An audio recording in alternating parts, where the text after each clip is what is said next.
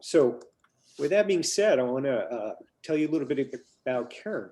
You know, when Caryn was 11 years old, her neighbor who owned a franchise company told her that she had a great phone voice and wondered if she'd like to try getting appointments for them. She won awards for this skill, and it opened the door, no pun intended, for Caryn to launch her award-winning firm, Kopp Consulting, where she holds the title of Chief Door Opener. And that's exactly what they do. They get business leaders the executive level appointments they need with companies like Verizon, Kraft, Target, just to name a few. Kopp Consulting has been named Sales Outsourcing Provider of the Year. It has been on the Inc. 5000 list of fastest growing companies for 2 consecutive years. Caryn's talent for seeing companies' path to the cash has inspired her to help thousands of business leaders and sellers secure initial meetings with their most important clients. An expert in business development, a best-selling author of Biz Dev Done Right, and a prolific speaker, she's here today to share her expertise in helping you open more doors so you can close more sales and take your business to the next level. Please welcome Caryn Kopp. Well, thank you, Perry, and I'm very excited that all of you are here. I'm going to be sharing all of the tips and ideas that are working as our door openers are opening doors for many businesses right now. And even though people are struggling and they feel like, oh, I just can't get in the door, I just can't find new clients, I can't find who's spending, I can sit here and tell you that it is working. There are certain things that are working. And one of the things I can tell you is that since the pandemic, what is working in business development changes about every 3 to 4 weeks. So the content that I'm talking about also changes every 3 to 4 weeks. I was just adding things this morning before our call, and I'm excited to share it with you today. So congratulations on being here, and thank you to the leadership of Reciprocity Road so that they are offering this to you to start your year strong and make sales easier for you. When we're done today, you're going to know the answers to the top 4 questions that people are asking me most. You're also going to have specific tools and tips that will help you to start the year strong. So hopefully you'll be so much more excited about 2021 and all the possibilities. All right, so let's get started. Here we go. Here are the questions that people are asking me most. They're saying, hey, Caryn, where are the buyers who are spending? Where's the money? Because the people I used to sell to may not be buying from me anymore, or they don't need as much as they used to because their businesses have changed as a result of the pandemic. And I'm really having a problem finding buyers who are spending. So I'm going to be sharing some of the strategies that we're using to help businesses find where the money is now. And then meeting prospects virtually. But everybody wants to know now that there are no in-person trade shows, conferences, networking meetings, how do you meet prospects in this virtual world? Well, I can tell you I've run a company for 21 years that gets our clients in the door with their prospects, and we are meeting those prospects virtually all the time. And yes, things have changed since a year ago, but things changed 5 years before that and 10 years before that too, in terms of what was working. Some of the things that used to be really hard, like how do you navigate the gatekeeper and make that person your friend so that you can have that person help you? Well, the gatekeepers aren't so much a factor anymore because people are working from home now. Now the biggest issue is how do you get their phone number and reach them in a virtual setting? So we'll be talking about that. The third question people are asking me is, now that you have a meeting and it's virtual, how do you navigate that? People are feeling very lost without having that personal interaction that comes from being face-to-face. Well, I'm here to tell you that the virtual meetings with video on is working really well. I mean, think about it. When you go back to meeting people in person, and hopefully in the next 3 to 6 months, most people are still going to be wearing masks. So this is what it's going to look like. right? And you can't even see someone's face. With Zoom video, with your video on when you meet with prospects, you not only can see your prospects and their full face, you can see right into their homes. There was a meeting that I was on with prospects. There was like 3 or 4 of them from the other side. And at one point, my dog was behind me and started throwing up, right, you can't make this stuff up, was throwing up right behind me. And I finally had to say to them, hang on a second, I have to deal with my dog who's throwing up behind me. So I turn around and I deal with the dog and I come back, and there are all the people on the call from the prospect side, they're holding up their dogs. And now we're having a conversation about dogs, which creates a much more personal relationship that could than what could have existed had I met them in the office with masks and them sitting behind their desks. So I'm here to tell you, embrace it, because it's working. It's just got to work for you. And I'm going to give you some tips and ideas for that. And then how do I achieve results? People are asking me for the time that I'm spending on business development. Now, if you're like most in promotional products, you are dealing with the urgency of getting the orders filled and finding great ideas for the clients that you have. When your time is completely consumed with that, it is really hard in the day to find time for business development, especially to go after prospects who are entirely new.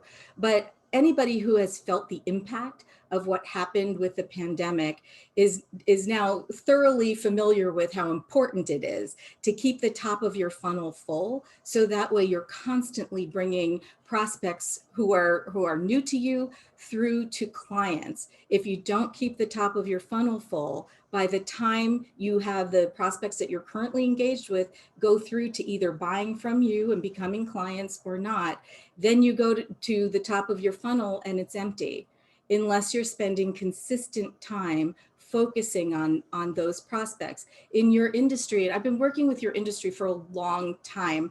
I think the first client I had in promotional products was probably 18 years ago, maybe even 19 years ago at this point. We support a lot of promotional products companies, and I used to be a brand manager as well. So I've sat on the other side of the desk, and I've sat on the seller side of the desk as well. And I understand the pressures that you are facing, and the pressures after the pandemic hit are a little different now as well. It's very hard to find time in the day to focus on business development. But if you don't focus on the top of your funnel, as some of you may have experienced, your funnel is going to be dry. And it's possible that even those of you who were focusing on top of funnel activities, your funnel may be different now because of what happened and how that affected the kinds of clients you serve. So I'm going to be sharing with you a lot of different tips and ideas that have worked in your industry for achieving better results for time spent. So that's where we're going to go today. I told Perry before, I have a lot of content to share with you. If for some reason we get to the end of our time today and there's a section we haven't covered, no problem. I'm going to take that section and we're going to cover it in either the messaging workshop, or we'll cover it in Q&A. If we don't get to answer one of your questions today, we do have the chat. And I will go through every one of those questions, and I'll make sure that you get answers either immediately or in the Q&A. So don't be shy. I'm also going to be asking you questions. So when I ask you questions, your job is to put the answer in the chat, and then Perry's going to help me to monitor that. And that's how we're going to be handling today. All right, here's my first question to all of you. Okay. Here's this woman. She's a prospect. Could be any prospect. What do you think she's thinking about? Take a look at her face. What is she thinking about? And put that in the chat. Let's see. Perry, while we're waiting for some people to respond, what do you think she's thinking about? Gosh, that's a good one. I'm looking at her. She's got this happy face. She's just received this great presentation. She's ready to pull the trigger. She's excited. She's engaged, and she's like, "Hey, let's do this." Yeah. All right. Now let's hear from the people. What are some of the people in the chat saying that she's thinking about? Well, Sarah thinks she's where to go for lunch. She's wondering if it's lunchtime. Looking at her smartphone and trying to make a decision, perhaps. There's some others coming in now. Mm-hmm. I see one that says, what's for lunch? She's going to get a vaccine.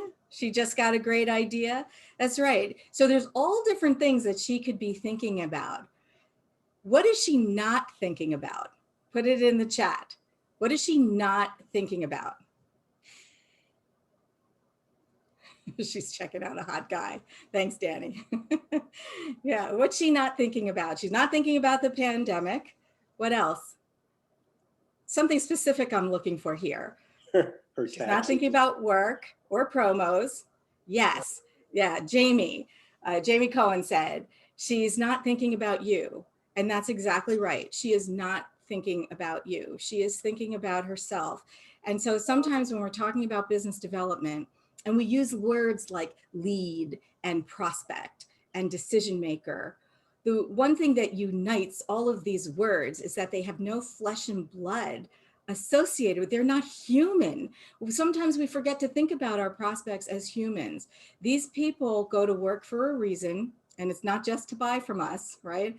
They go to work for a reason and they have hopes and dreams and desires, and we need to think about them as people.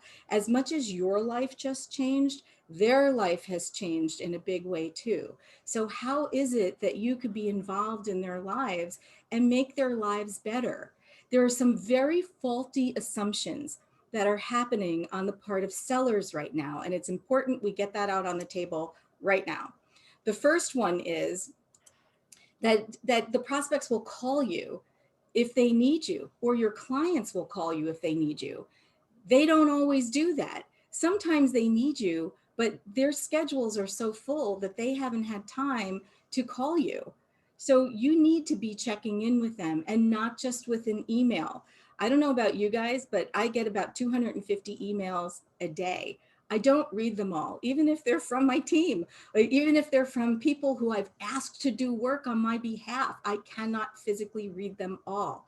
But what's really interesting about what's going on right now is that even though I'm getting 250 emails a day, for all of those people who want to sell something to me because I'm the CEO of my company, very few of them are picking up the phone and calling me.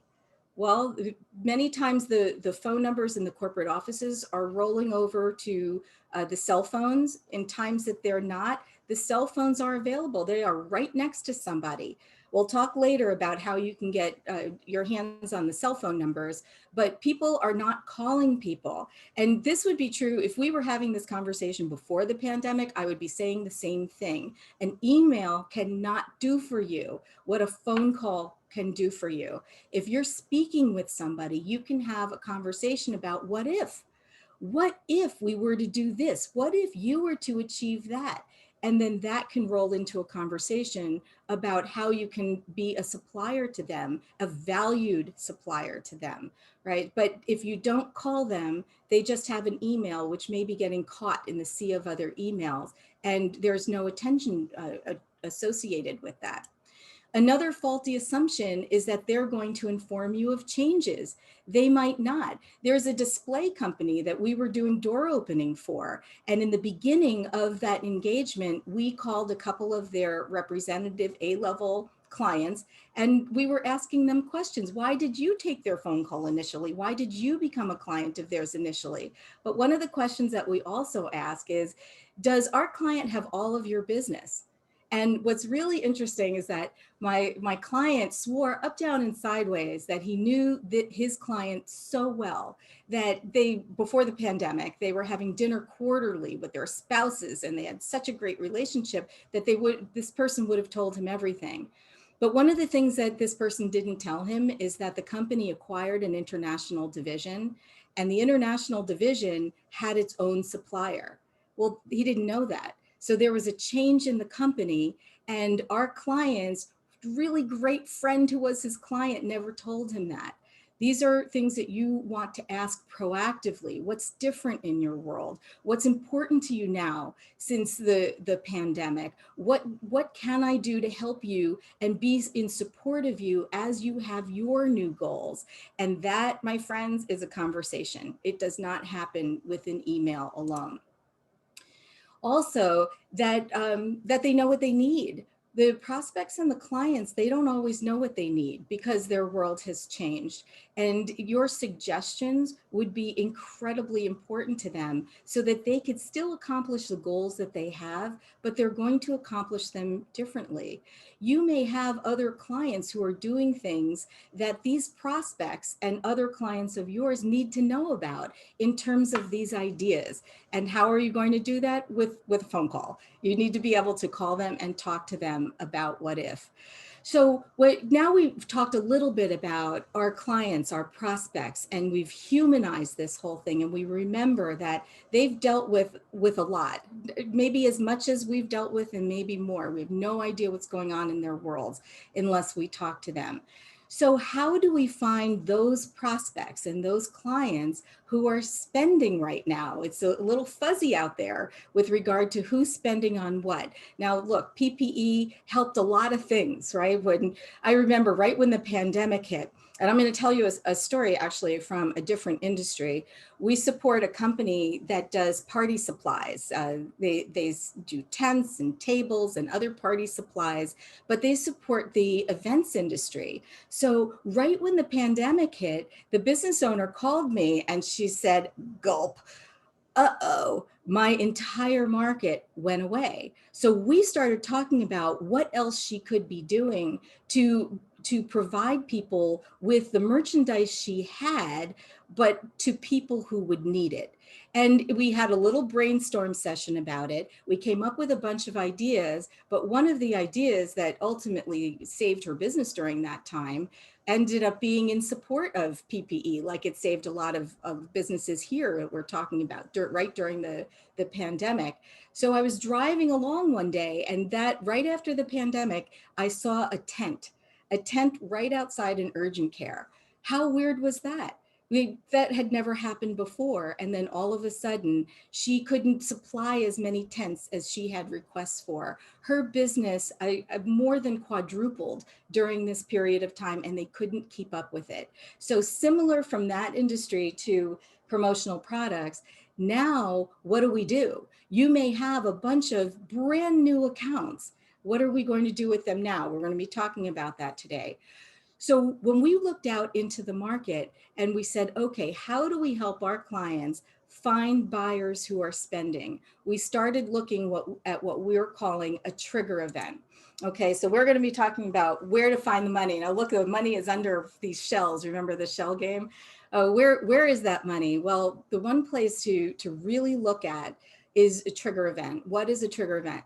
A trigger event is something that's going on in your prospects industry or in your client's industry that's creating an urgent need. And if you look for that and identify the trigger events, you will get in the door sooner than if you're going after prospects and clients that are not experiencing trigger events. Now, we track this internally with the different clients that we're supporting. And our data says if we're leveraging a trigger event that's going on in our clients' prospects industry, that we are able to get in with 50% fewer touch points. And what does that mean for you? It's less time to get that initial meeting. So think carefully about what's going on. And I'm going to give you just a simple example. And then I want you to start thinking about examples in your clients and prospects world. But here's an example. Now, through this whole period of time in the pandemic, the business leaders have had either very positive or very negative experiences with their banks, right? Either they love their banks because they helped them with the PPP, not PPE, but PPP, or they had a very bad experience. What did that create? There's a bunch of business leaders out there in the market who now want new banks. And they're not going to wait through 2021 to see if their old bank is going to give them better service. They're going to switch. So the banks who are out there talking to these business leaders to find out how was your experience with the banks during this period of time, they are going to clean up in terms of getting new accounts. Other banks who are not comfortable going out into the market and talking to those people, or because they may be too busy to go out into the market and start talking to them, they are not going to experience the same number of new clients. So this is just one example of a trigger event. So that trigger event alone can, first of all, it creates a need for door opening, right, for our company, but also it creates a need for marketing. It could create a need for promotional items to get into the hands of those business leaders as they're thinking about which banks that they want to consider as part of their decision set as they go to switch. Other examples of trigger events, there could be suppliers who are not able to supply the promotional products that somebody needs to send to their clients because their plant might have been shut down by COVID. Well, those suppliers who are in that industry could easily contact those clients of that particular supplier and say, listen, we're not experiencing that. Can we help? Think about somebody's labor pool, the things that they need to buy for their businesses, their profit margin. Usually, if you think about these areas, you will be able to identify a trigger event that's going on for your prospects or for your clients and be able to leverage that to increase sales. So as you think about your own clients, your own prospects, what is a trigger event that's going on that you see that you can leverage in order to get in more prospect doors? Let's see. Okay, somebody is going to put this in the chat. What do you think, Perry? You have one for us? Oh boy. Put you on the spot. Yeah, exactly. Thank you. And not even a second to warm up. I think, we've seen so much pivoting going on, and I think trigger events that are critical to a company's next day success are so valuable. And if we can see those events and say, hey, look, let's jump on this and let's take advantage of it. Those are the relationships that start building, and you show the value that you bring to your client by thinking outside the box and finding Right. solutions. Yeah, absolutely. So think about your clients. They may need to sell more too. What is it that you could do to help your clients sell more? What is it that you could do to help your clients or your prospects either pivot? Think about that. And for those people who don't want to pivot, I like to talk about focus. What if we just take that wide world of prospects and focus? And that way we're focusing on prospects that are experiencing a trigger event like this. I highly recommend make a note for yourself and think about which prospect groups are experiencing trigger events and which ones of those people can you contact and start talking about how you can help them. I know we spent a lot of time on trigger events, but the reason why that's so important is because that urgency will help you sell more and sooner. And if you can leverage one of those trigger events, here are some other ideas. Shifting dollars. Now, I used to be a brand manager. So I had this big budget, this big marketing budget. I had a bucket for TV. I had a bucket for other media. I had a bucket for market research. I had a bucket for events and promotion. I had a trade spend bucket. I had lots of different buckets within the budget. Now, I couldn't go outside of the boundaries of my budget, although I'm going to talk about that in a second. I couldn't go outside the boundaries of my bucket easily, but what I could do very easily is I could shift dollars. I could shift dollars from television advertising over to promotion, or from market research over to promotion, or from trade spend over to promotion. I could do that without getting any approvals, but I couldn't go outside the boundaries of my budget without getting approvals. So when somebody says to you they don't have a budget is a funny thing. Sometimes you need to ask a follow-up question and say to them, listen, you may not have any budget for a promotional item, but you may have trade dollars that you haven't spent, and we might be able to shift that. If this was really important and a good idea, let's talk about that. What other aspects of the budget might you have to fund this? And now all of a sudden, you've taken this dialogue path and you are further down the path. We're going to talk about dialogue paths in a little bit, but you are now further down that path as opposed to getting stuck. You can go further if you have the right questions. Funding for a really good idea. So if I'm at the boundaries of my budget and I really don't have any more, but somebody came to me with a really good idea that I could sell up the ladder, then I could get funding for a really good idea. In fact, in my company, I used to work in a consumer packaged goods company. There was a slush fund that you could go to the VP with a really good idea and you present it well and you were awarded these slush fund dollars for good ideas that fit in with the mission of the company. How do you do that? So one of the things I like to do is I like to go to there's usually a letter from the CEO that's on the website, or sometimes you can get the CEO might have been interviewed somewhere, and find out what those initiatives are that are really important to the company that the CEO talked about. Tie those into your suggestion to the good idea, and then create a document, create a package that your decision maker can easily sell up the line. I like to say the documents need to have like legs. So they need to be able to travel around the internet or travel around somebody's office digitally when you're not attached to it. So be careful what you give to someone. If you want them to sell this idea up the ladder, make it easy for them to just take what you've done and pass it along to someone else and say, okay to do, and then you'll get your answers a lot easier. Hey, Caryn, Yearly, yeah, go ahead. one quick trigger event that popped through here was I read the other day that Super Bowl is coming up next in 2 weeks and a week and a half, and Coke, Pepsi, Budweiser all have pulled out from the advertising of the Super Bowl. And they're saying, you know, we're going to take that spend and we're going to transfer that over to COVID or social aspects. Boy, what a trigger event for somebody to look at that and say, those millions of dollars in ad revenue that was going to go to the TV are now available. They're still in the budget. They're now available for a different kind of a program, a different kind of an event. So look at those type of things. And another panelist popped in here and said, hey, you know, an IPO, when a company goes on the spree of raising the cash and doing the big buy and going public, they have to act fast, and there's a lot of opportunity there. So those are just the two I wanted to throw out. Well, those are awesome. Now, can you imagine what would happen if we spent like 15, 20 minutes and let people just start thinking about this and what other ideas we could come across?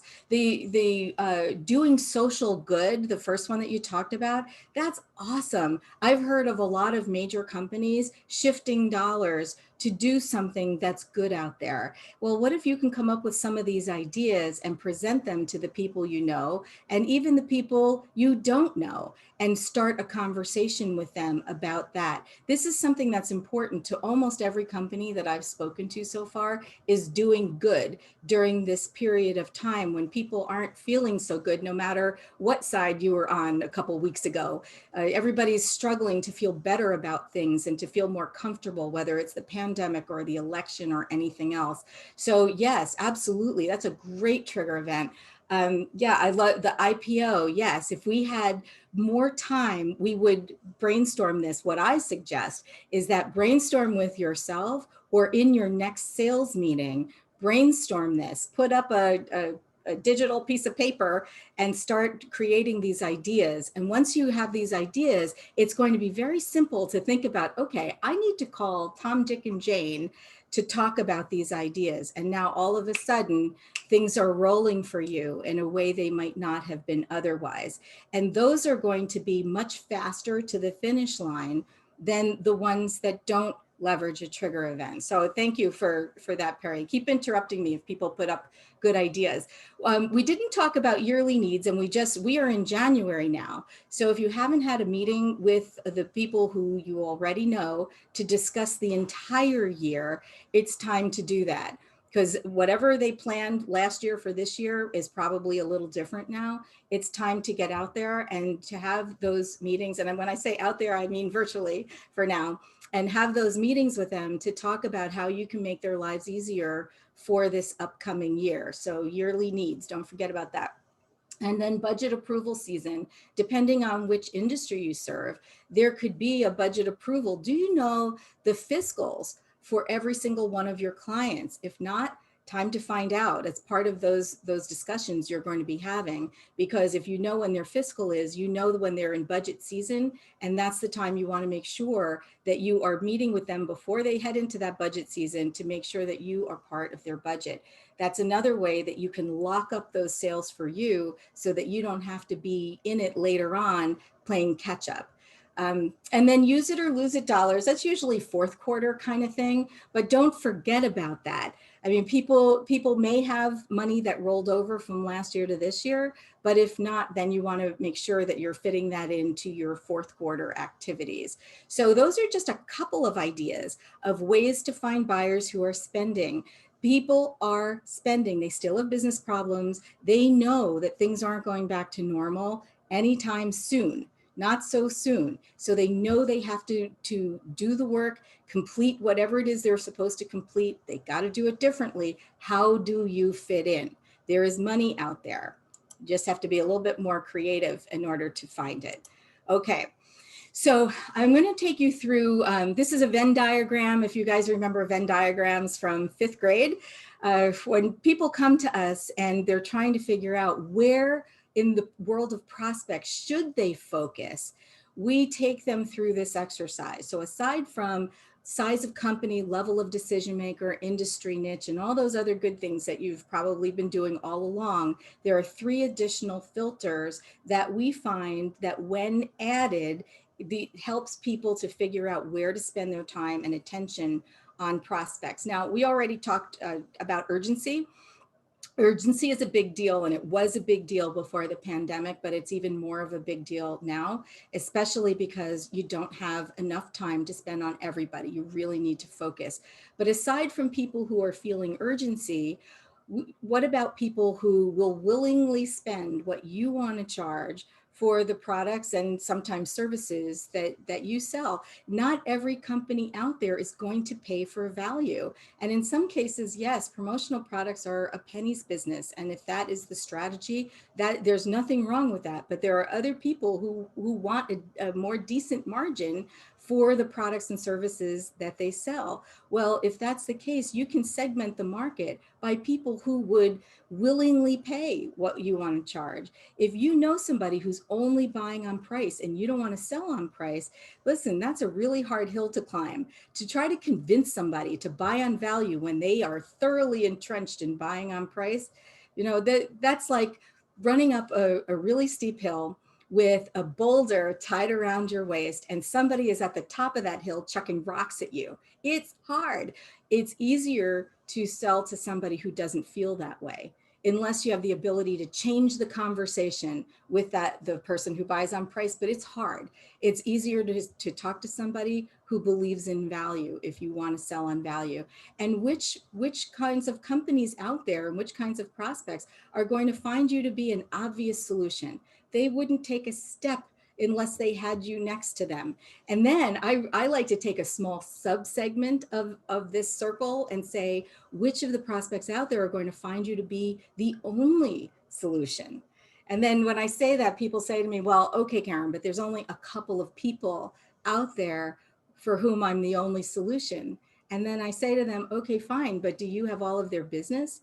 And then they say, well, no, but that's low-lying fruit right there. So people, if they can find you to be the obvious solution, will willingly pay what you want to charge for your products and services and also feel urgency. That's where you're going to be most efficient in terms of getting important wins, not just any wins. Now, when the pandemic hit, many people were just taking any win. They were glad to have any business. But now we're about 8 months or so beyond that time period. It's time to think again about important wins. Like if you're selling to somebody and they may place a small order, is that the gateway, I would call it point of entry, where there's going to be many more? Or is this just going to be one and done? Right. And that's a strategic choice that you can make with your managers and the leaders of your company as to what is an important win. And then you also need to decide if something does not represent an important win, then what? Do you walk away from it? Do you refer it to somebody? How do you know that it's an important win so you can have that conversation? So I have a chart here. And if you need this chart, I'm happy to give it to you, or, you know, I'll remind you that you'll be getting a recording of this.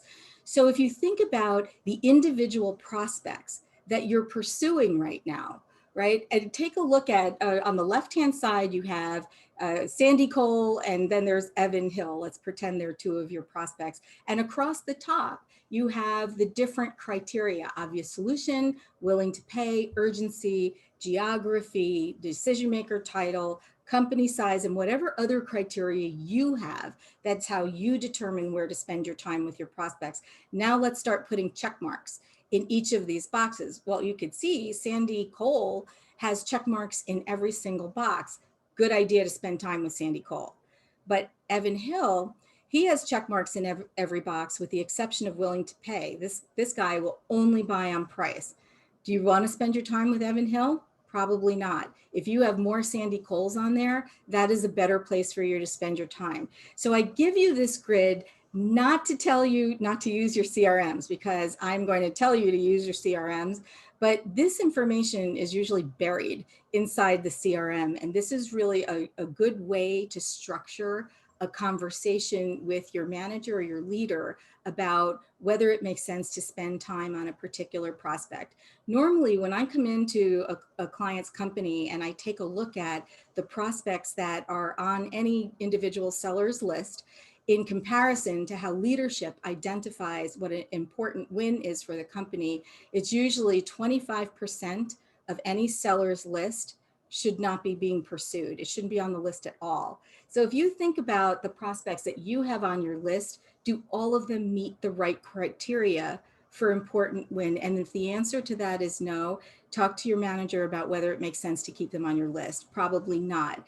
If you only have so much time in a day, you're going to be very picky about which prospects to pursue and which prospects not to pursue.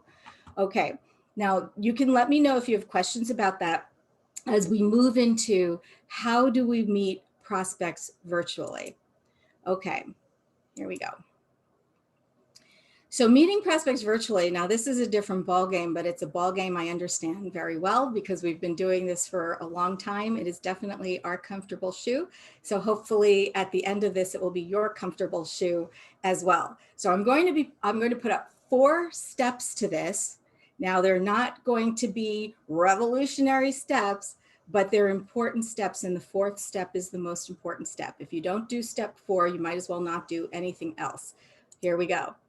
The 4 steps. First, you're going to identify your ideal prospects and centers of influence. Now, your ideal prospects from before, as I said, may no longer be your ideal prospects. Your ideal companies, your clients from before, may no longer be your ideal. What is your new definition of ideal, especially since I just gave you some additional filters that you can use to identify your ideal? And then your ideal centers of influence. If you used to get all your business from referral, you may not be getting as many referrals as you used to. That's pretty common right now. You may need to find different centers of influence. What are you doing about that? And I'm going to give you suggestions. Prepare the right sales message. Now, next week, we're going to be doing this whole messaging workshop. Don't miss it. And especially drilling into the gap messaging, which is all about the answer, your answer to, I already have other vendors that we work with, thanks anyway. Or I know 4 other people who do what you do, and one of them is my cousin Vinny, right? So this is going to be the answer to when people say to you, I already have a vendor for that. I'm going to introduce this gap messaging framework.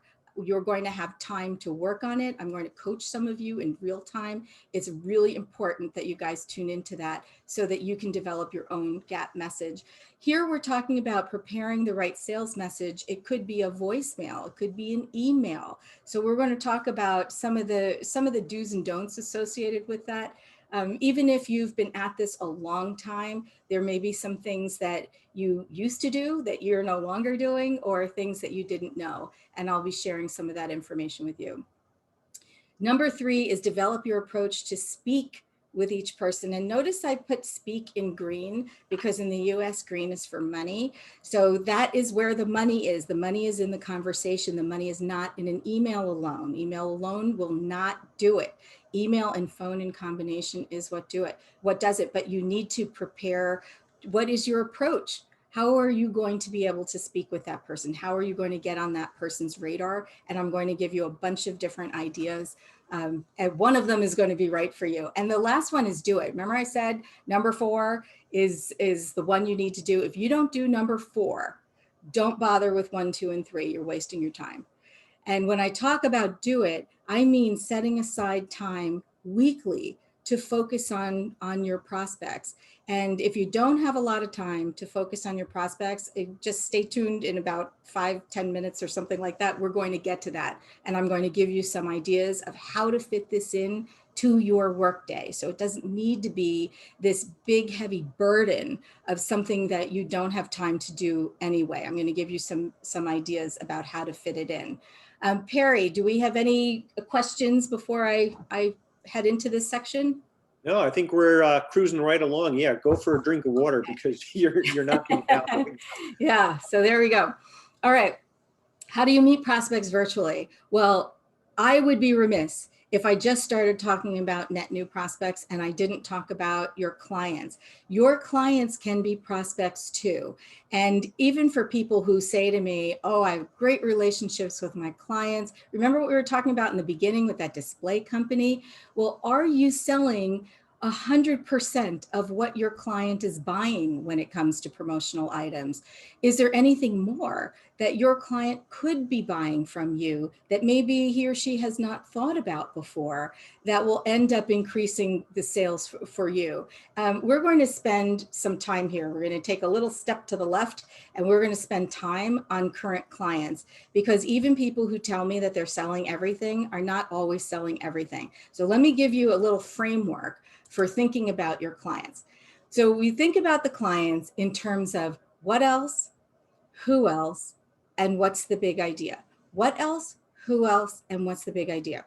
So when you think about any particular decision maker, and even if you're selling PPE to the VP of facilities, and that's what you've been doing over the last several months, what else could the VP of facilities be buying from you that is not regular PPE that would help you extend that relationship with that VP of facilities? So let's get some of that in the chat. Let's hear from you guys so you can give others other ideas that you might have. What else could you sell to a VP of facilities right now that would be truly helpful to that person other than PPE? Anything before I put Perry on the spot again. Let's see. I think some of the biggest things that facilities right now, of course, the PPE is separate of an issue, but it could be something that we identify and reward our staff with, and it could be lunch coolers. It could be because now we're not eating in a cafeteria, we're eating in our cars. It could be a nice thermos tumbler. It could be there's hundreds of ideas. So I'm seeing some that clothing, uniform, signage, safety incentive, work from home suggestions. Mm-hmm. Those are Yeah, some of the yeah, good all ones. of those. And what about, like, if you have a company where they have many buildings, and so they have a lot of different VPs of facilities, think about going to their corporate headquarters. And what about suggesting to whoever all of that rolls up to, even the CEO, about giving awards to the VPs of facilities for all the work that those people have done? We're opening, we're not opening, getting people what they need. I mean, those people are heroes too. But I imagine if you could go to the CEO of a company, and this would be a bigger company, of course, and make that suggestion. Perry, what do you think? Would you think that's something that they might be interested in? Yeah, totally. I mean, I'm seeing even, getting back to sustainable items that could be used and not tossed away. So, give away a nice product that is a little bit more higher in value, but will be with the client or the end user for a longer period of time. Right, Definitely awesome. more valuable. When you think about what else, there's ancillary products and services, which is kind of what we're talking about right now. But there's also future orders, right? So if you're not already doing this, then this is something you may want to think about, is that instead of just selling something to somebody when they need it, what about when they ask you for it, you turn that conversation into, hey, listen, you're probably going to need to order this again in about 3 months and again in about 6 months. Would you say that's right? And somebody would say, yeah, that's absolutely right. Well, let's just take care of it now. We'll take care of this now, and that'll save you time later.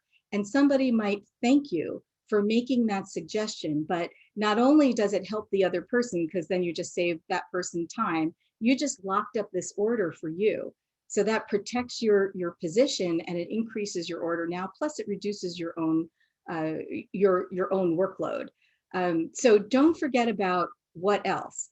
You can make a matrix for yourself and list all the other things that you think that the person you know could need from you at any time. Ancillary products and services, future orders. And then also, we're going to skip down to the bottom. I'm going to talk about big idea before I talk about who else. But what is the big idea for that person? And I'll tell you a story. I'll share this with you, but this was pre-pandemic, but you can apply it to post-pandemic.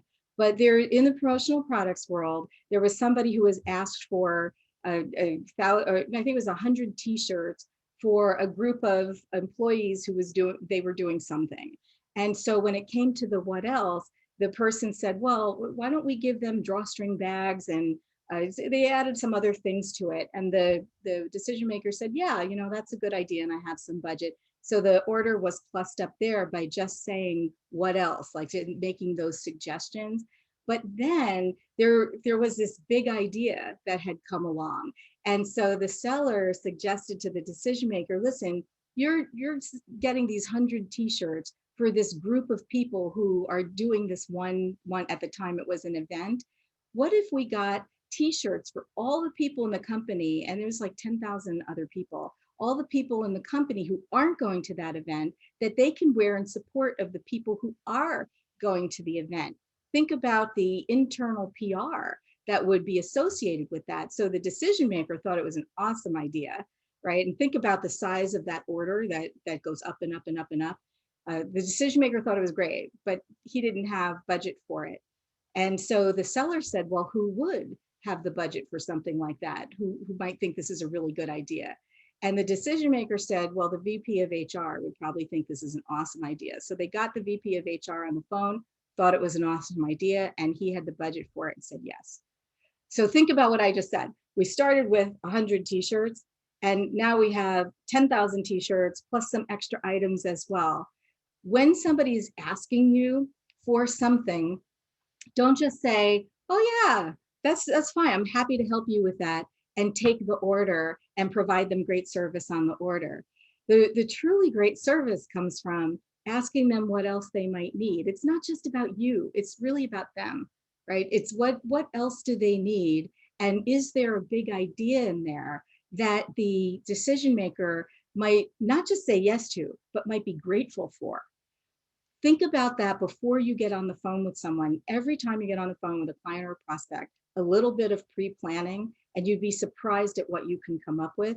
And when you make those suggestions in a way that benefits them, they say yes.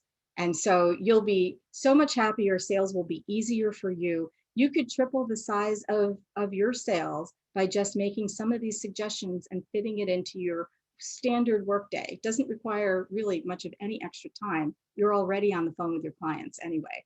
All right, so let's go to that middle one of who else. Now that we've asked what else, and we talked to our decision makers about a big idea, then the question is who else? Who else do you know, either inside your company or outside your company, who would benefit from having a conversation like the one we just had? And then when you ask a question like that, you need to be quiet. You need somebody, give somebody a chance to think it through. If you talk over their thought process, you'll never know what the real answer was. Give them some time, and they might say, well, you know what? The marketing department really needs to know about you, or we have an international marketing department and they need to know about this as well. And then ask for an email introduction, because that gives you permission to communicate with that other person. I don't like to use the word referral. Personally, I feel it's an in your face kind of a word. I would rather ask who else. I think that is a very good way to transition into those conversations. And for those of you who feel uncomfortable asking who else in the organization, try the language who else if you haven't used it yet. People who love you are going to want to help you, and allow them to help you by asking who else, but they may not think about that ahead of time. Some people also say to me that they don't want to ask this question until after they start working with someone. No need to wait. If they're in the consideration set where they're talking to you anyway, even if it's a prospect, you can ask that question. And if they know somebody else, they're going to be very happy to help you. People want to help people right now. People know that it's difficult right now. It's not only difficult for them, it's difficult for you. People really are looking out for each other and they want to help, but they might not have that as top of mind because they're thinking about other things, right? Just like the lady in the beginning. All right, so now that I've given you these ideas, then the question I typically get is, okay, great ideas, Caryn, that's nice, but how do I fit this into my day? So here are some ideas for you.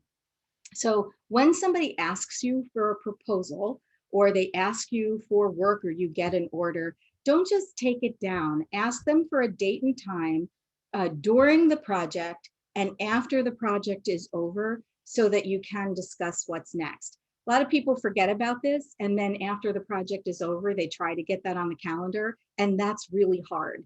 The time when it's really easy is when somebody engages. Then you can say, okay, this is how we do this. We're going to get this ready for you. We're going to present you ideas. And then during this period of time, let's put a time on the calendar right now to have a conversation about what you're going to need after that. And then at the end of this project, we're going to deliver it on, let's say, February 15th. Let's put a time on the calendar for the 16th, check in, make sure everything went all right, and we'll talk about what's next, all right? So that is something you can fit into your regular workflow. You just need to ask the question. You don't need to put it on a separate list. And now you have this, this big thing that you have to do and you can't get to it. Make it part of these conversations. Pre-think additional opportunities, we talked about that. And at the end of a client conversation, let's say someone calls you and they're talking to you about the order that you have or something that they need, that's the time to ask the what else and who else questions. And when receiving compliments, that's another time. Somebody said, oh, this is great, you did a great job. That's a really good time to ask who else would benefit and to ask to be connected by email with someone that they know. Remember that all of your business development activities need to be high payoff activities. If you're going to do something, you want it to really count because your time is very limited. So those are just a couple of ideas for you. So we talked about how the clients can be prospects too.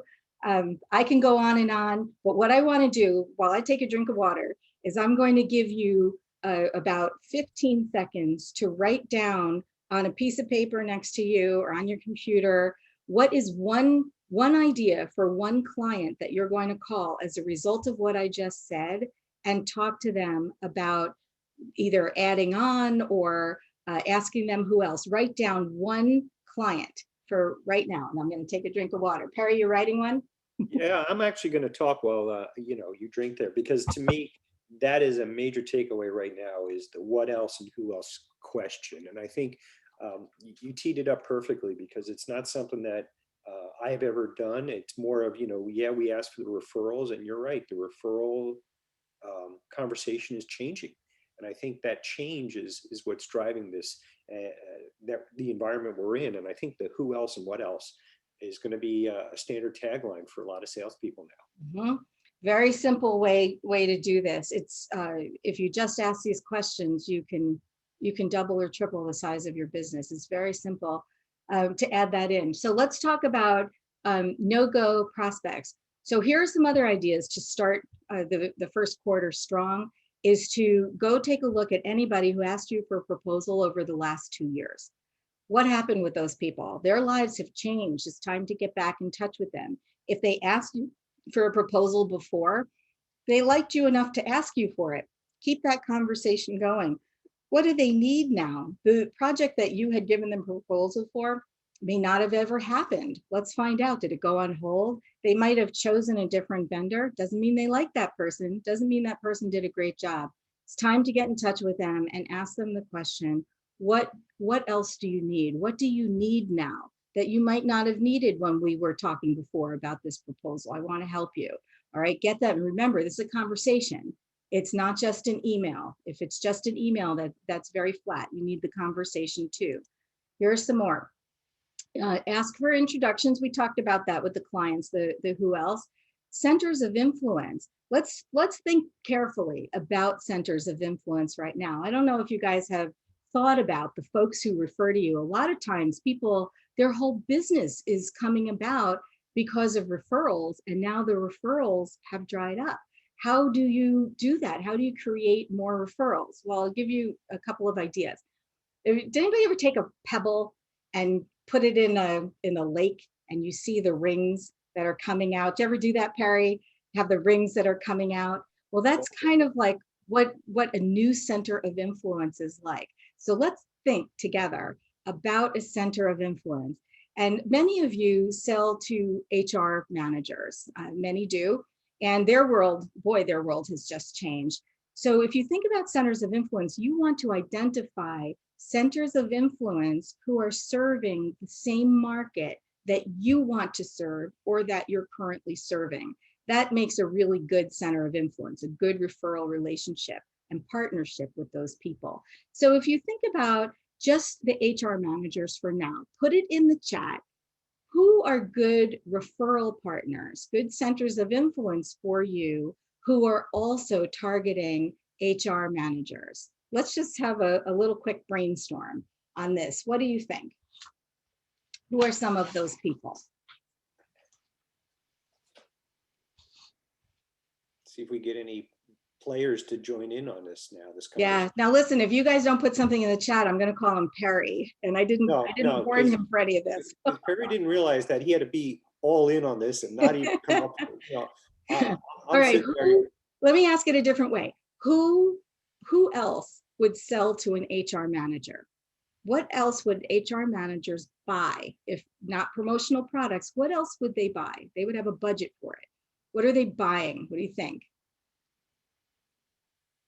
Interesting. Okay, I'll give you a hint. Are they buying insurance products? There are 120 people on the phone right now, so somebody can come up with an answer. So the HR manager, they're buying insurance products. What about people who are selling insurance products? Those might be good referral partners for you. What else? Who else sells to HR managers? What about recruiting software companies? They might be good referral partners for you. We have a raised hand. Rod raised his hand. Rod, can you put your question in the chat? Yeah, so who else sells to an HR manager, do you think? What do you think, Perry? I wrote down a couple of ideas before: the benefits, payroll, software, like recruiting software. What else? Recruiting companies. Those are all the different people who might also sell to an HR manager. Well, those may be very good referral partners for you. And what you could say to one of those people who sells to the same person you want to meet, you could say to them, listen, as I am growing my business this year, and as I grow my business, the people, my new prospects who are going to be clients are going to need services like yours. So I want to have a separate conversation with you, a virtual coffee, so I can understand how you serve your clients, and then I'll feel comfortable referring you to the people that I meet. When you have those conversations, which are one-on-ones, then they are going to ask you the same question, right? So that's one way to have the center of influence conversation. Let's switch that over to a marketing manager. Many of you sell to marketing managers. Well, who also sells to marketing managers? Let's see, Perry, if we get anybody. One person. So there was an issue with the chat. Apparently the chat was not working correctly. So if you guys want to try it now, I think Heather's got it figured out and it's got it back up. So yep, I see it's working now. So let's get some more dialogue. And see if I can. Do you see what's in? There are 5 in the Q&A. Yeah, well, the 5 in the QA were just chat is disabled. It's not working. So now we're getting some. Hey guys, thanks for telling us that. That's awesome. Yep. Okay, good. So Diana said magazines, etc. for advertising space, SEO. Great. Yep. Okay, thanks, Michael. Yeah, it's working now. What else? Like for other people who are selling to the marketing managers, who else? What about agencies? The advertising agency, promotion agency, as long as it doesn't cross with what you're doing. Event planners, absolutely. Now the event planners, they're in trouble right now. And so that many of them have switched to virtual events. So you could be talking to them about that. And if you happen to know your clients are doing virtual events, pull them in, help them out, and they will help you out as well. Right, digital marketing companies, awesome. Safety gear, kitting, right. So now I want you to think about centers of influence around your client. So pick one client in your head, and I want you to get a picture of this person in your head. Does this person have brown hair, blue eyes? Like, have your client's face in your head. And now I want you to think about the people who sell to your client. Do you know who those people are? Have you met with them and had a separate one-on-one with each of them? So as you're thinking about this one individual, I want you to think about the other people who sell to them and make a list right now. So if it's an HR manager you're thinking of, you can think about the payroll person. You can think about the recruiting company, the agency. If you're thinking about a marketing person, who else sells to them? Their agency, the digital marketing companies. Make a list of all of those people. And now I want you to put a check mark next to the people who you know. All right. And for anybody who you don't have a check mark next to because you don't happen to know that person, now I want you to put something on your list of things to do, which is to ask your client next time you talk to them to introduce you to the person who they buy digital advertising from, to the person who does their events, because you'd like to introduce yourself to that person. Ask for an email introduction. And so that's one of the ways you could take this pebble and you drop it in the water. And then all of a sudden you have this ripple effect with many other people who are serving the same clients that you're serving, who you didn't already know. Those people have other clients, and so do you. And so now you can be centers of influence for each other. So Perry, I just want to take a pause there and see if anybody has any questions about expanding their pool of centers of influence for exactly the kinds of important wins that they want. Anyone? I think this is a great opportunity to ask your clients. I mean, it's totally legit. It's totally there. And I think, you know, I used to sell a lot, and I never even approach my clients to ask them who their vendors are and who they're working with and how are they spending their additional monies and where their budget is going to. So it's absolutely a win, because if that individual you're dealing with loves you and engages you and totally respects you, boy, that conversation is an easy conversation to have. Absolutely. And they're going to trust what your client, who is also their client, is telling them. And so you just leapfrogged over a new relationship. And now you have trust. There's trust that will happen because of that. All right, some more virtual networking groups. Many people are in virtual networking groups, so am I. But the virtual networking group and just showing up is not what's going to do it for you. It's the one-on-ones. So identify the top 3 people who are in your virtual networking group who also serve the clientele you either serve or the clientele that you want to serve, and ask them for a one-on-one. You can use the same kind of messaging I shared with you before. Take a role in your prospects industry group. I wish I thought of this, but honestly, it was a client of mine who came up with this.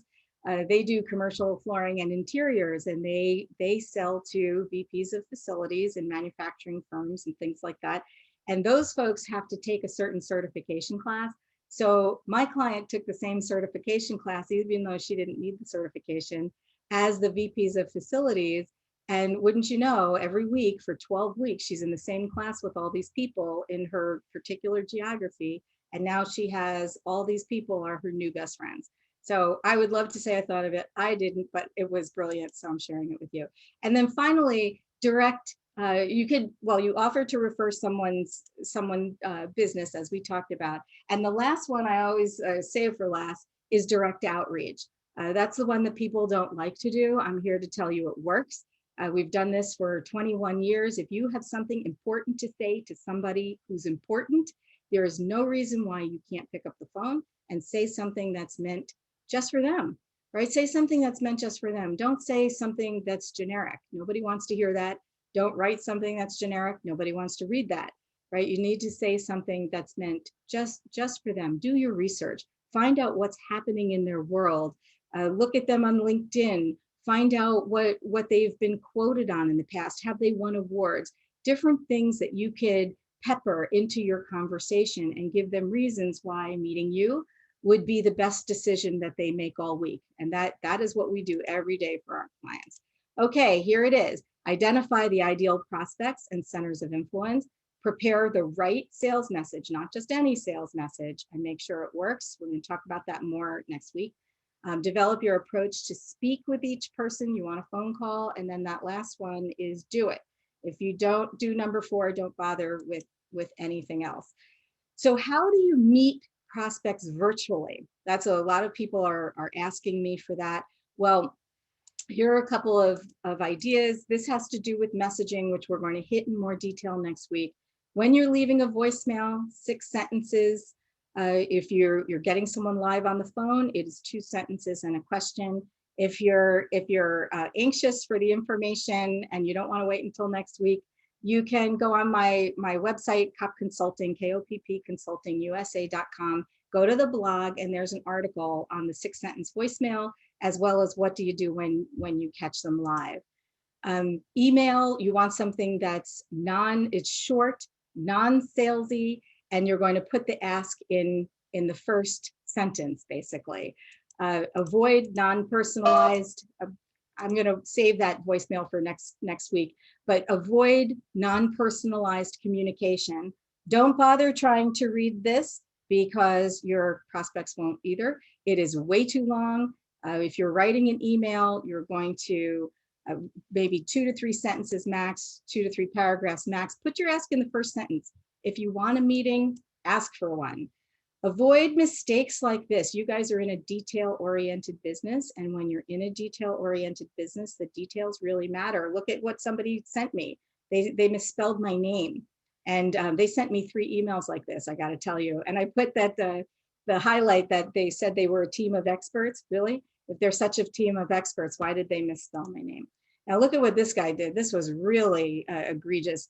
I blocked out his name because I'm nice, but he wrote high contact first name, right? He didn't even bother to put in my first name. He clearly didn't know how to use the automation, and he might have outsourced this. And if he outsourced this, he wasn't policing. But I'll never do business with him because I certainly wouldn't want him making mistakes with my stuff. So be careful what you put in. How you take somebody down a path of dialogue is a choice. Somebody could say to you, I don't need anything, and you can say, okay, and then you have nowhere to go from there. Or you can ask them a question, and now you're on a path of dialogue that might get you to where you want to go. And that's why I put up this picture. If you ask one question, you're on the left-hand part of the dialogue path. If you ask a different question, you're on the middle one. If you ask another question, you're on the right-hand side. And if you ask no questions, you're nowhere, right? So when somebody gives you an objection, what is it that you're going to say to them to keep the conversation going? I just have a couple of quick examples for you. Instead of saying to somebody, I'll call you next week, be proactive. Say, how's Thursday at 10? Instead of saying, I'm going to call you next week, say, how's Thursday at 10?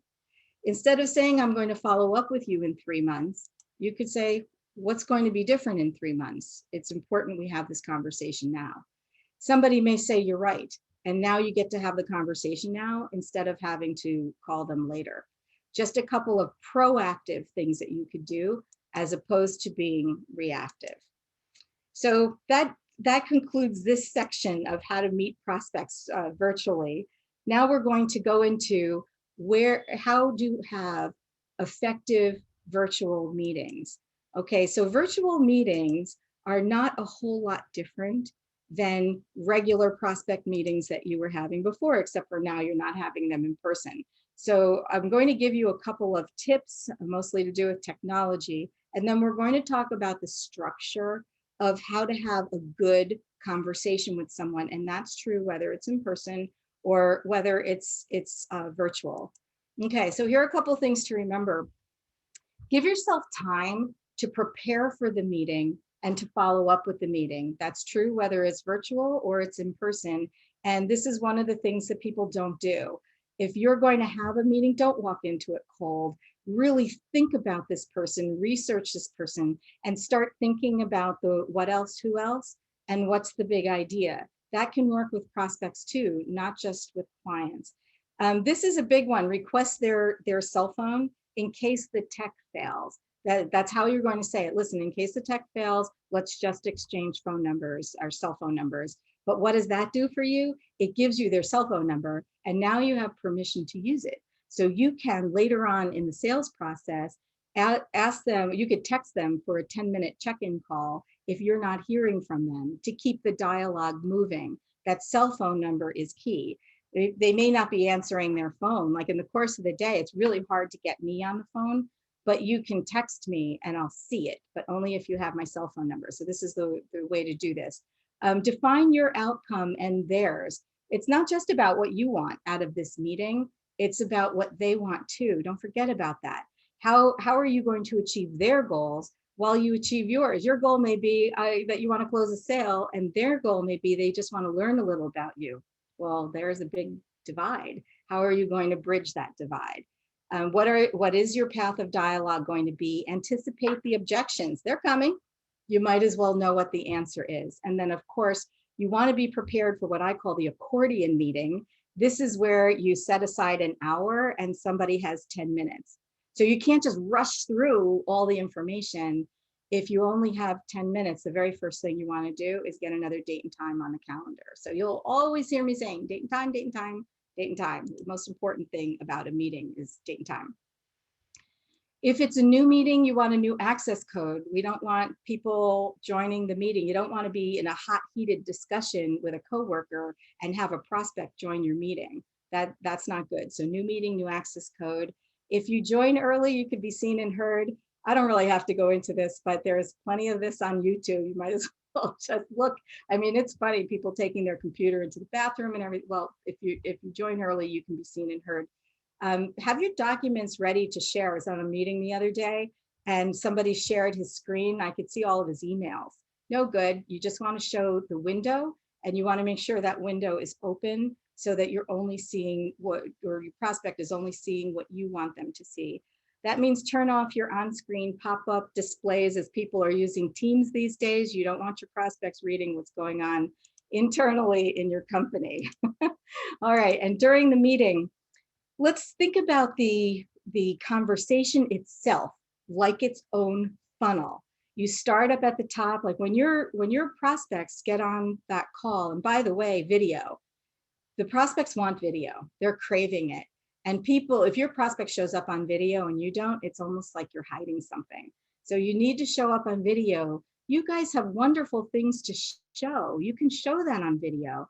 Can't communicate that in a similar way in a conversation. So get on video, be ready for it from the waist up, have a good background, all those other good things having to do with having a good video meeting. But when somebody shows up to this conversation, they may not be in your conversation funnel. They might be outside your conversation funnel. They could be like this person. She's having a crappy day, and that person's having a walk out in the park. It's a stellar day. If you need to share your screen or you need them to see something, you'll need to tell them ahead of time, I'm going to be sharing my screen, so that the person on the left is not going to be out in the park, that person will be at his or her desk. When you start, you want just a couple of sentences. Where did you leave off last? When we left off last, we were talking about this, this, and this. Just want to make sure you have an hour for this meeting where you're good to the top of the hour. Check in with that. If they have a half an hour and you budgeted an hour, you need to rethink, that's the accordion of the meeting. And then 3 or 4, what I call high gain questions. We'll dive into that next week. I'll give you a bunch of examples of high gain questions that you can ask prospects, you can ask clients, some for the first meeting, some for later on, maybe during the proposal process, and some for the close. So I'll be sharing those with you next week. Some you may be asking and some you may not, so you have to come. And then there's the dialogue. Then you're going to be ready for the objections. And then most people are pretty good at setting next steps, but what they're not good at is asking for a date and time for those next steps.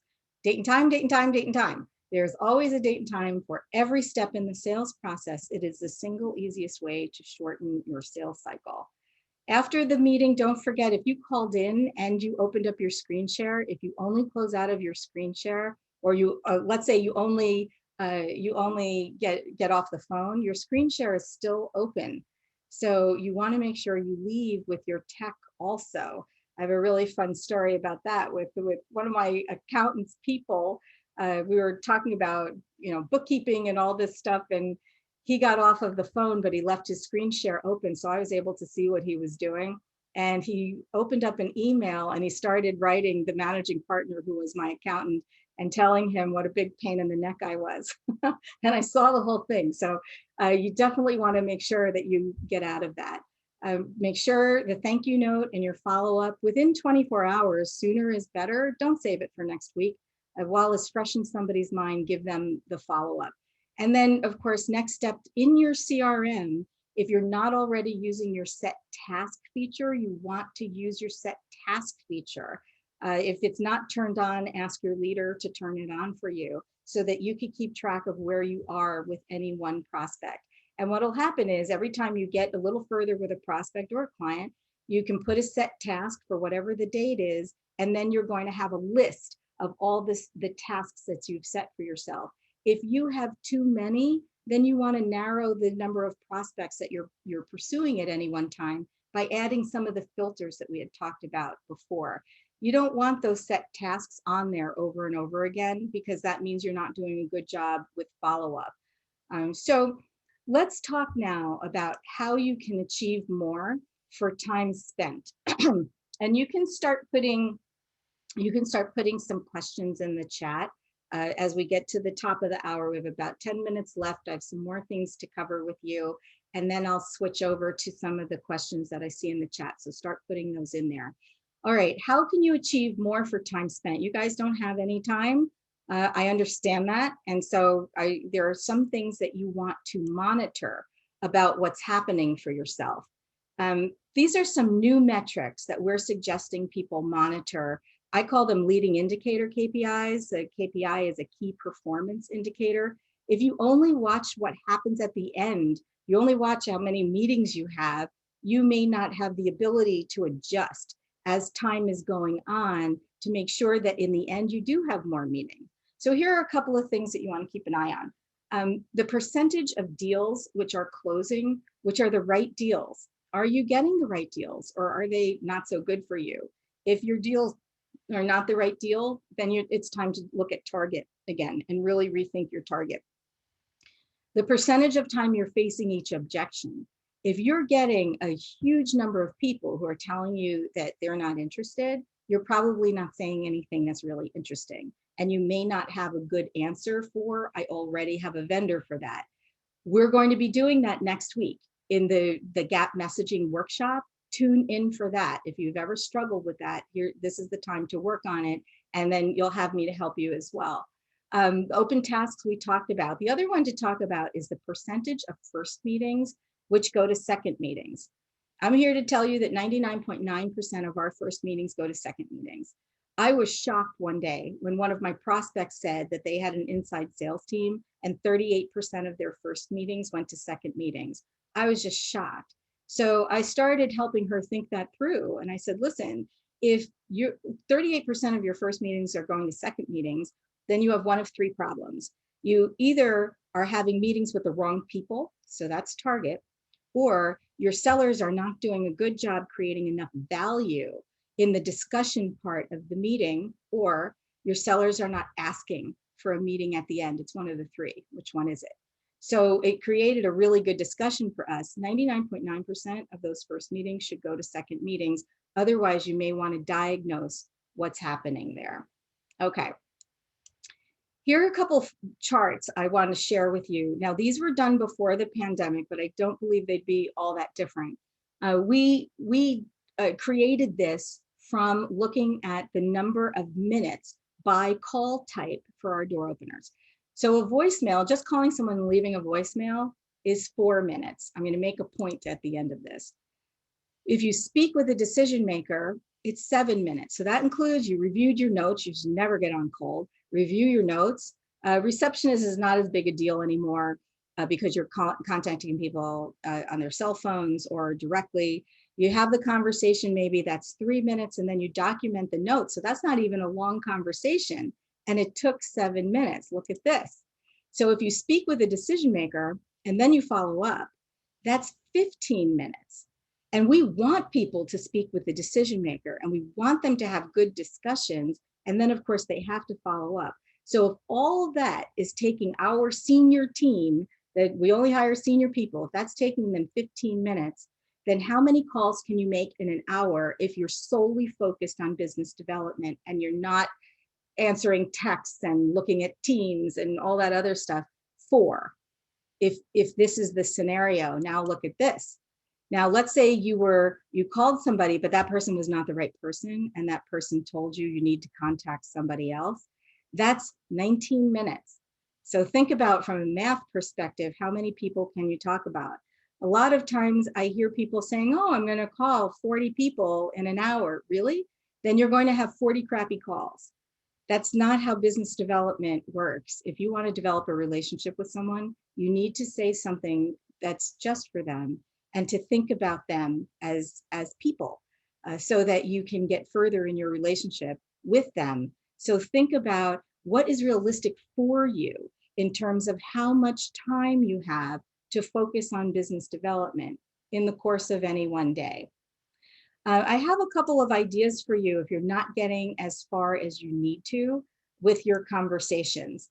So let's say you're not getting to the second meeting. Well, maybe it's not the right prospect, or maybe you're having the wrong conversation. We had talked about that before. Let's see, here we go. If you're having conversations, but you're not getting the outcome that you want, you can put a magnifying glass over the conversation itself and see where in the conversation are you getting stuck. Are you getting stuck at the opener? Like right when you open, they hang up. Uh-oh, you have a bad opener, right? So you need to change that.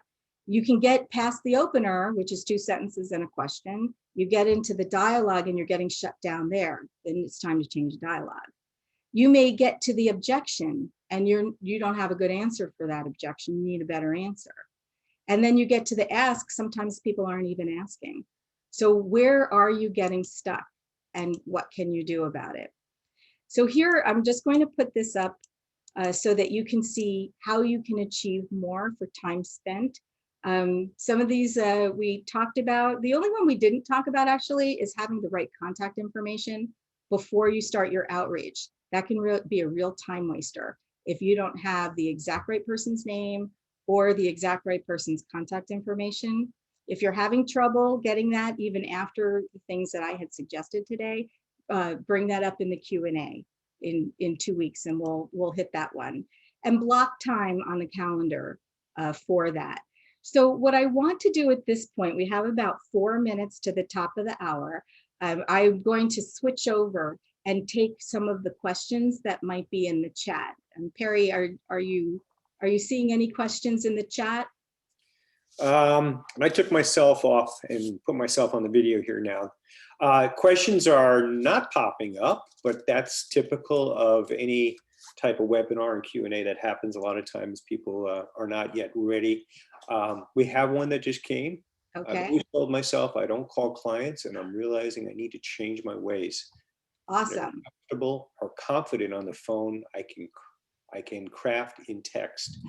And I think a lot of times, creating a good communication tool or working on your script, if you would, prior, and getting something down pat, but also knowing that things change and be flexible to change that script is critical.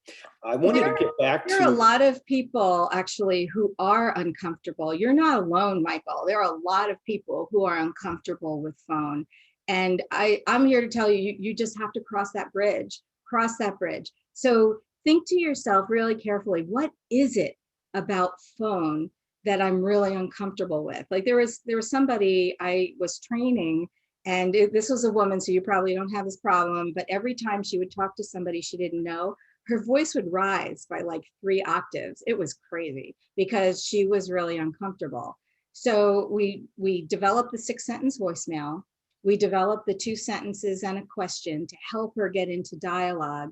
And then I had her stand up because she needed more air coming through so that she can control her voice better. So you may need to sit up, you may need to stand up. Another thing that's really helpful is if you take a picture of someone and put it on your wall right next to where your computer is, because then it's more like you're talking to a person. You can practice this, practice with your manager, practice with your coworkers. So you could take that practice period offline and practice in a safe environment. Somebody just put in the chat, I start talking fast and all over the place. Totally get it. This is a matter of planning, and it's also a matter of practice. Practice offline, don't practice on your prospects. And so, Perry, I noticed that we are at the top of the hour. So if you have questions, what I want you to do right now is start making a list of those questions because you're going to bring them to our Q&A. And what I'd like to finish with is to have you put in the chat, what is one thing that you're going to incorporate from what you learned today, so that when we talk again next week, having to do with the gap messaging, and the week after that with Q&A, you would have already tried it. What's one thing? And Perry, what do you think is one thing that you would have people try? Why they write it in the chat. The one thing I want to get back to is you talked about focusing and getting into your clients and joining in their associations and their groups. One thing that I advocated when I was selling is I sold a lot to banks. So then I turned around and I joined the local state, well, not the local, the state bankers association. Mm-hmm. I became fluent in their talk and their ease and developed a relationship. And I attended their trade shows, so that when I went to the trade shows and their marketing people showed up, they looked at me as a insight, as a leader in their industry, and they knew that they felt confident, and they did business with me because of the relationship as I developed into that team. I also applied that same thing to the healthcare industry. I became a member in the Iowa Hospital Association. So when we went to the trade show, all the CEOs, all the marketing people would be at these trade shows, and they would see me and they go, wow, Perry's here. What a positive feeling that was. And it was a great way to get inside their business. Mm-hmm. So I wanted to add that. And you got a lot of stuff coming in on the chat now. So that's great.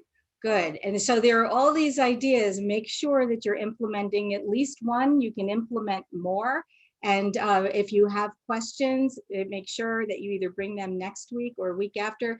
Perry, do you just want to tell people to go ahead and accept and to register for next week and the week after if they haven't already, and finish us out? Totally. So yeah, to wrap this up today, Caryn, beautiful presentation today. Wonderful. Thank you so much. We've had great participation. A couple little glitches here with the chat, and it's great because I was, the participants, they emailed me, they hit me on my text, they hit me on the Q&A and the chat. We were able to get feedback right away, and that's perfect. So thank you for everybody for reaching out, those who did and notified us. And yes, this is being recorded, so don't sweat it. It's all going to be documented. We will share this out probably by the end of the week. By Friday, I'll probably have a link from Heather that we can then share with everybody. And if you know some of your colleagues that have missed out, yes, get them to sign up. This is valuable. This is an investment in your future. This is an investment in making a change in how you go to market and how you're going to pivot from where you were to doing something different. Get outside your comfort zone. Embrace what's being preached here today, and it's going to change how you go to market. So, right. Caryn, And don't forget to thank the leaders of your organization for making this possible for you. Yeah, totally. With that, I think we're at a good wrap-up point.